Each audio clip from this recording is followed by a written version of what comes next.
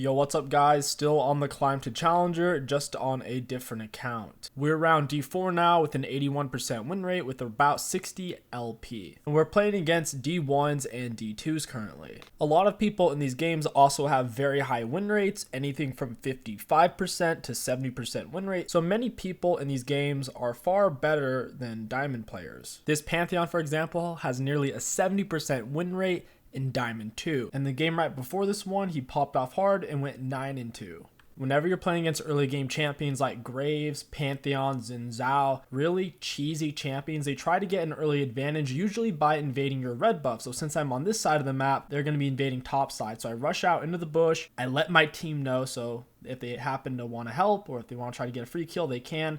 Sylas runs out a little early in my opinion. I think they were going to late invade me because it turns out they were in the bush anyways, the Galio and the Darius. We end up burning the Galio flash, which is really important. So now I know his flash will be down until around the 6-minute mark.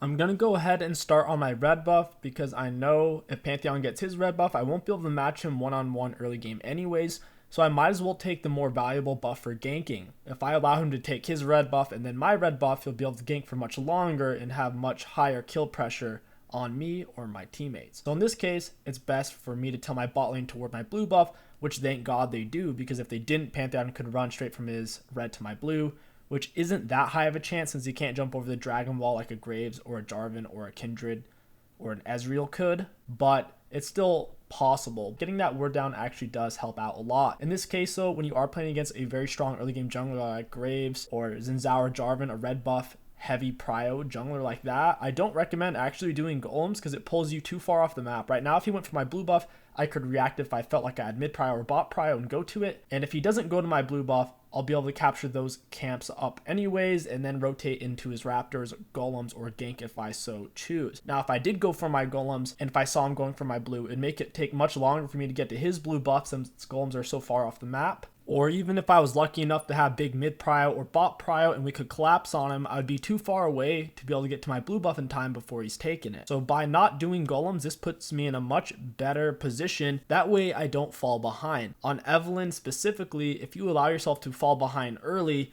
it will be horrible for you and you won't be able to carry in any which way.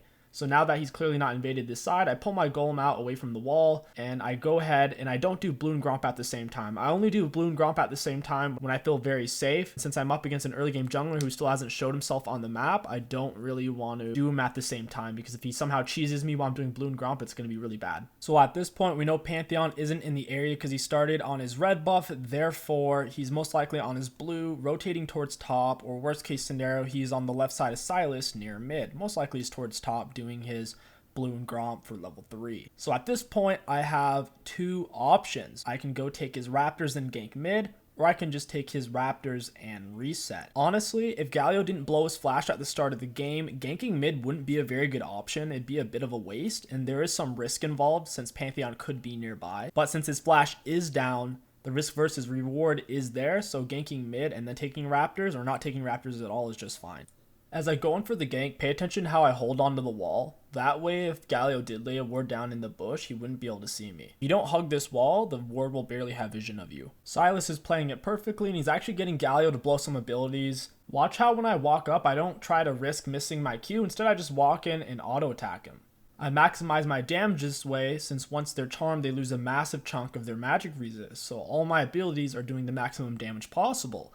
Note that if Galio did have flash, I would have had to Q much earlier, but since I knew he didn't have to, it allowed me to walk in and just hit him with an auto or an E, guaranteeing me landing my first Q. If you paid attention, you would have also noticed that I helped Sylas push the wave as fast as possible to soak gold and experience. This will let me hit level 6 very fast, even though I spent time ganking mid. It also forced out the Galio TP since Galio didn't want to miss a full wave of minions. This is also going to allow my Sylas to casually come back to lane without having to use his teleport. After the gank, shoving the wave, I went for Pantheon's Raptor since we did see him top lane just as we thought. He would either be top or mid, which allowed us to get a free Raptor camp. Now would be a great time to reset since our golems are still up and our Raptors are coming up as well, so we could back get golems, raps, wolves, and gromps. Since we have the Scuttlecraft speed up and we know Pantheon is topside since he just ganked Malphite, and in fact we see him again, Going for a bot lane gank is actually great timing. As I move up into this tri-brush, pay attention to how their bot lane reacts. I'm staring intently straight at them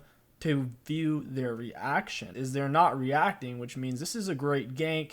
They have no idea I'm coming. Remember, we have a really good back option right now with our camp spawning in. We are also sitting on a fair amount of gold. So we're not 100% dedicated to this gank. Best case scenario, we get a kill. Worst case scenario, we get some summoners. As I pass through, their minion wave sees me and I get my W down. I smite the minion for the Nimbus Cloak speed up, but she does have flash, so we can't really kill them. We get Lulu flash and Vayne heal. I time mark the Lulu flash to be 5 minutes in the future since flash is a 5-minute cooldown. And now we're just going to reset. So here again, we get some more minion XP from being in the area, which is very nice. We go back, we can get our Fiendish Codex, and we can also get our Dark Seal along with a Pink Ward. It's essentially on your first back, you're mainly looking to get AP and a Dark Seal. If you have a weird amount of gold, like 650, then normally you'll go for a Dark Seal plus boots. So essentially first back, you want to get Dark Seal and then get whatever else you can get. We're also going to pick up our Oracle Lens at this point. Normally on Evelynn, you do want to get Oracle Lens ASAP. You want to get your ward down at no later than the 50-second mark.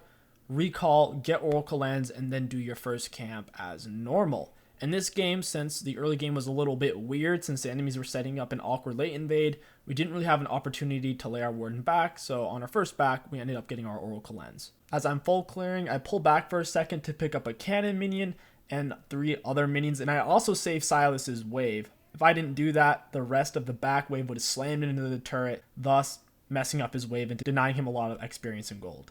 So it also lets me hit my level 6 a lot easier. Minion XP is super valuable. Don't underrate it. Whenever you gank on Evelynn, if possible, try to push the wave with your laners if that option makes sense. And if your laners aren't around, try to soak the minions that smash up against your turret. Now that I'm level 6, I really want to look to gank because Evelynn's ult is super overpowered.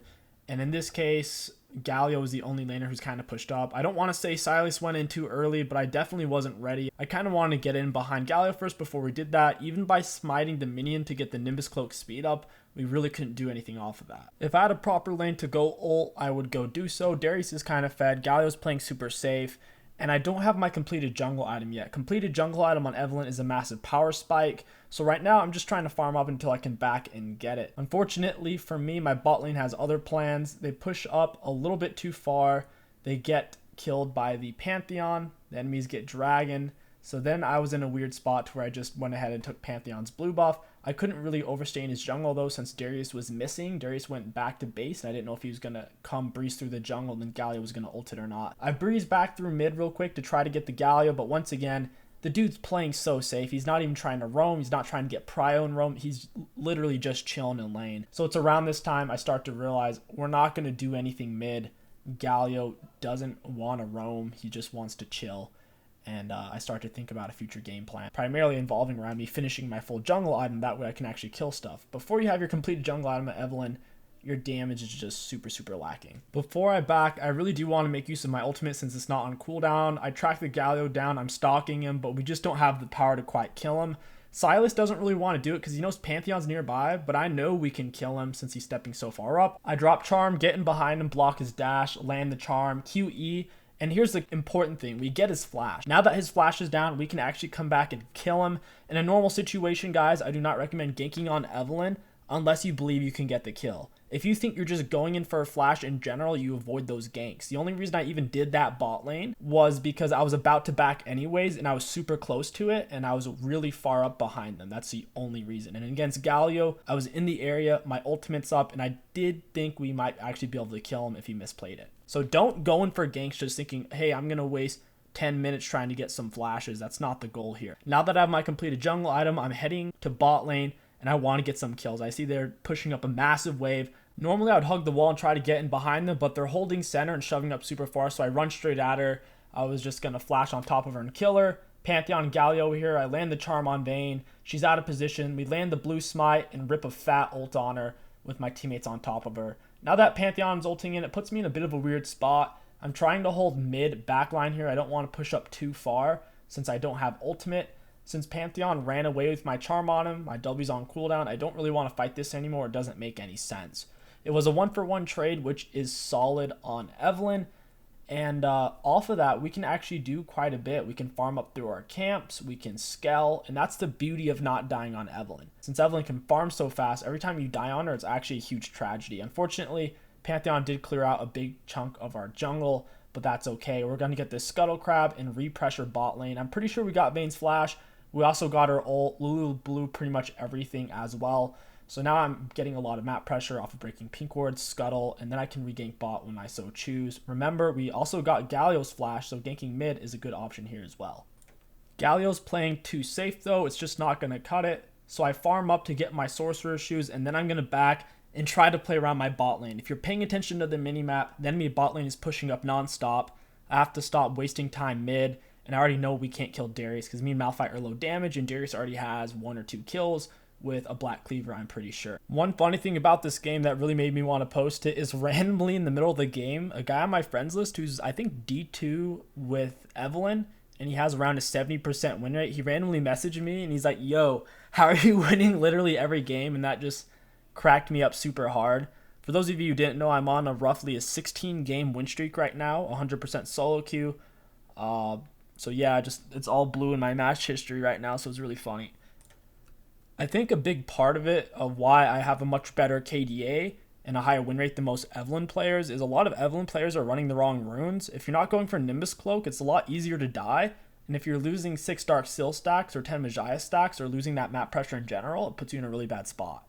My ultimate's up, I have my tier 2 boots, I'm going to run bot. Since my blue smite's up, I ran straight at Vayne with my charm, hit her with my ulti to charm her towards my team. Pantheon has no dash now, everything's on cooldown, so Galio kind of teleport panics here. Luckily, Twitch gets out of there. I'm holding backline while my ultimate is down, but I'm waiting for my W to come up so I can make a play. Silas is here, so what I want to do is get my charm down on the person who I know I can land it on. Galio's the closest to us. He's the only guy I can really reach. I flash, and then I land my QE on him, and since I have Nimbus Cloak, it's quite easy to close that distance.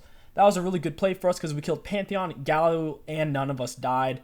I would like to take a lot of credit for it because we took a ton of freaking aggro, still charmed the Vayne, and survived while hitting multiple of them with our ultimate. On Evelynn, you need to know when to use your ultimate. If you're just trying to kill someone super fast and get out, you'll full combo them and then ult away. In a situation like that where you're literally going to die if you don't ult early, just ult early, stay alive, try to soak as much as you can, but make sure you don't die. That's the important thing because you can heal off the damage with your passive. So taking the damage isn't the issue, death itself is the issue. The damage itself is irrelevant.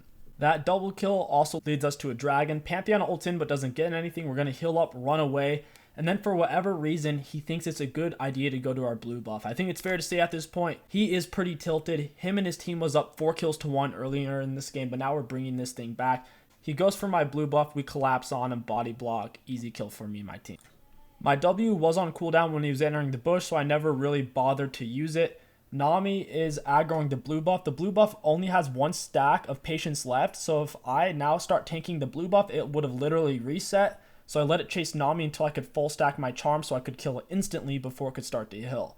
If a monster camp only has a literal 1 red bar of patience left, if you swap aggro to a different champion, it'll chew up that patience and then the whole camp will reset and heal like crazy. So it might have looked troll letting it chase Nami, but it was actually really important. I was already in the area, so I figured I would gank Galio since we just killed Pantheon and Pantheon used his ult, so there's literally no one here to help the Galio. I get my W on him, block off his dash, but we just have no damage. This was once again just confirmation I should stay away from this lane. Now before I completely disregard my efforts mid lane, do keep in mind that the pressure I've provided mid lane isn't completely worthless because it has stopped Galio from getting off very many good roams. He hasn't been able to ult roam to lanes very much. He has to TP roam because he's always kind of locked down in lane, afraid to really shove up and really show his might. With that being said though, it is a much better investment of our time to secure kills and kill people on the enemy team rather than just to give pressure on the map. The jungler's job isn't necessarily to give pressure, it's to give the team the most value as possible. And that's usually going to be ganking the squishiest people on the enemy team. I run in, blue smite the Vayne, proc my electrocute, and chunk a big part of her HP. I can now regank with my ultimate and we can kill them. Silas is chasing their Galio around, so I'm going to keep an eye on it. Notice how throughout this game I ping out the ward positions. On Evelynn, you need to keep track of where the pink wards are and the normal wards are so you can tell your teammates. And as long as you're playing well, and not making bad decisions, you'd be surprised onto how often they listen to you. Now, it won't be every time, but oftentimes they will. Drop my charm on the Vayne, land my Q to fully proc it, try to stay on top of her and hit her with an ult. I couldn't kill her with the ult itself, but we do end up pinching her off with that measly Twitch poison. There's a dogfight going on here with Galio and Silas. Silas heals like crazy and Galio's just tanky. I see Pantheon is on his way, so I want to try to get the charm down on the person I think I can kill, which is the Pantheon. Galio ends up blocking me off. I hit him with my blue smite for the Nimbus cloak speed up and the damage, and we do pinch him off. We are racking up dark seal stacks like crazy, ladies and gentlemen. That's what we need to be doing. Pantheon is very low on health, so the odds of him coming to stop me on red buff are low. Regardless though, I am going to try to pull it away from the areas in which he might be. So I pull it all the way away, then I pop over the wall. I think about going for the golems, but then I figure Lulu might have even warded that bush, so it's not worth it. If Pantheon randomly comes over there, I don't want to be in a situation where I don't have ult or flash, and I get polymorphed into stun and blow all my shutdown gold in my stacks. I've gotten to the point where I'm so comfortable on the Evelynn, as long as I have 6 or more stacks on my Dark Sill, I'm willing to upgrade it into a Mejai's, particularly when my ultimate is about to be off a cooldown or it's ready to use. That way I can just run out, get a kill, be at 10 stack. Being at 10 stack is super important because once you are at 10 stack measure or more, you get a bunch of extra movement speed, which Evelynn desperately needs. You can dodge all sorts of things like skill shots or Pantheon ults without getting yourself killed and losing all of your stacks. Now that Pantheon has no dash and shield, I know I can't go in here because they're all formed up. My charm is on cooldown, so I have nothing. I have to just sacrifice them like sheep and wait for my Twitch. Since Vayne is getting kills and assists, I know her ult's going to last for a long time extra, and Lulu never did use her ultimate, so when I engage here, I go in with the game plan. I don't go in thinking, I'm going to wait to use my ult until I know I'm going to get a kill. No. I say the moment my E finishes, I'm mashing R because I need to get the F out of there before I die instantly. This way I can go in, soak a bunch of aggro, and still rip a fat AoE ultimate on them without getting myself killed, which will also allow me to re-engage. Notice how I hit Lulu, Galio, and Vayne with my ultimate, setting us up in a great spot. My charm is now off of cooldown, so I'm going to put it down on who I know I can land it on without getting myself killed, which is their front line. I have it on Galio, charm him, I'm going to smack him with my E and my Q, and now that enemies are super low on health, so I'm going to try to whittle them down with my E and Q. Vayne's super low, I rip her with just a normal Q, and me and Pantheon are super low. Pantheon, if you're below, it's like 30% HP. Everything he does against you is a crit, whether it's a spell or an auto attack. So I'm trying to heal up, but this dude's hitting me with Qs. And if he does a short hop Q, then it puts it on a really low cooldown. So I pull off. I'm going to heal up. He obviously doesn't respect it very much. And then he's like, oh shit, I got to get out of here. And then it is at this point, I check his movement speed. And then I check mine. And I'm like, bruh, you're not going anywhere. So I tell him to run. Of course he runs. Hit him with the W. And then hit him with a Q. It was at this point, Pantheon's 70% win rate ego had been crushed down to a fine powder. He had nothing left in him at this point, and spoiler alert, he actually AFK'd, and his team was not too happy about it. The rest of this game wasn't really a game. It was just the enemies complaining in all chat and Pantheon being AFK. But let me remind you guys, we were down 4 kills to 1 in D1, D2 ELO with high win rate players, and we brought this back. How did we do it? Is it because we're the best player in the world? No. It's because we didn't die. If we were to have died, it gives up too much map pressure. I can't tell people enough, right? What makes a good Evelynn player? Why am I not climbing enough on Evelynn? I have 20 kills. Well, you guess what? You had 20 kills, but you also had 6 deaths. Every time you die on Evelynn, it gives up a lot of pressure. Think of Evelynn like a serial killer.